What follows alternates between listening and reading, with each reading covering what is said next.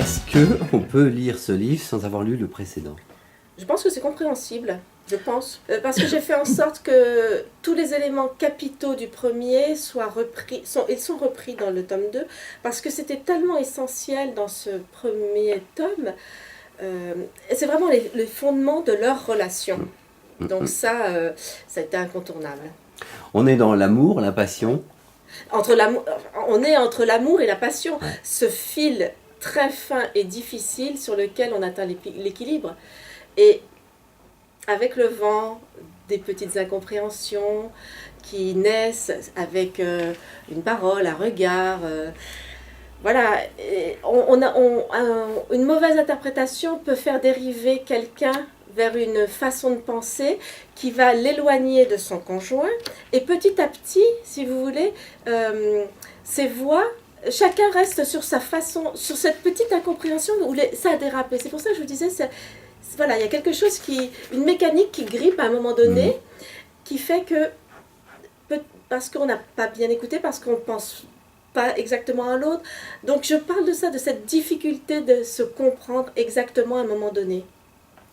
Et justement, c'est à ces moments donnés-là que les choses du coup peuvent déraper et du coup ça fait vaciller. Ça fait vaciller l'équilibre du couple, voilà.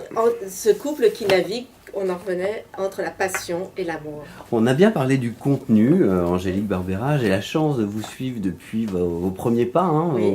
avec l'instant précis où les destins s'entremêlent. Oui. 3 ans, 3 bouquins, 3 romans, donc beaucoup de travail. Beaucoup. Même si c'est beaucoup de travail, est-ce que vous vous sentez privilégié? Ah oui, bien sûr. Je me sens chanceuse. Je mesure ma chance d'être ici, à faire cette interview avec vous, ça c'est évident. Et puis je mesure la chance d'avoir rencontré ces personnages-là, parce que j'aime beaucoup dire que j'écris l'invisible, j'écris les relations entre les gens, ça c'est quelque chose qui me passionne, mais j'ai le sentiment aussi de progresser, c'est-à-dire d'un roman à l'autre. Il se passe dans ma vie d'écrivain, il se passe quelque chose.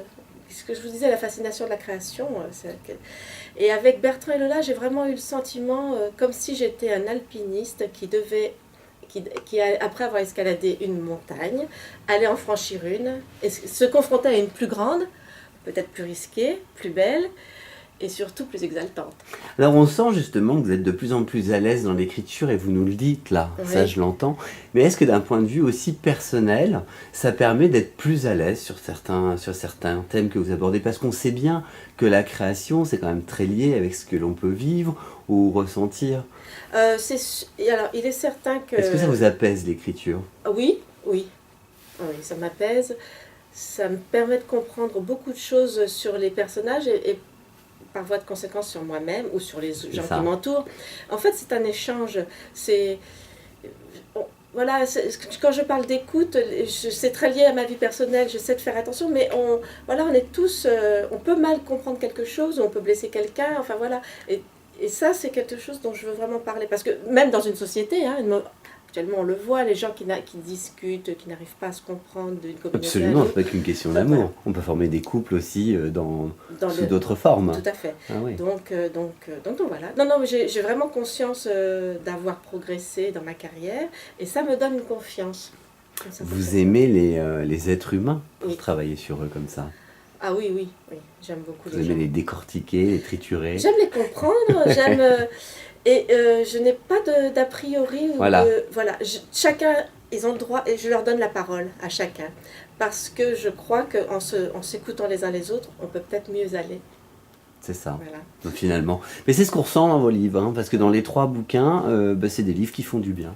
Oui, j'essaye. Je pense que quand on arrive à se comprendre, on va mieux. Enfin, les uns les autres, hein. Déjà quand on arrive à se comprendre soi, on va mieux. Mais les uns les autres, oui, quand les choses... Angélique Barbera, le temps file, glisse entre nous.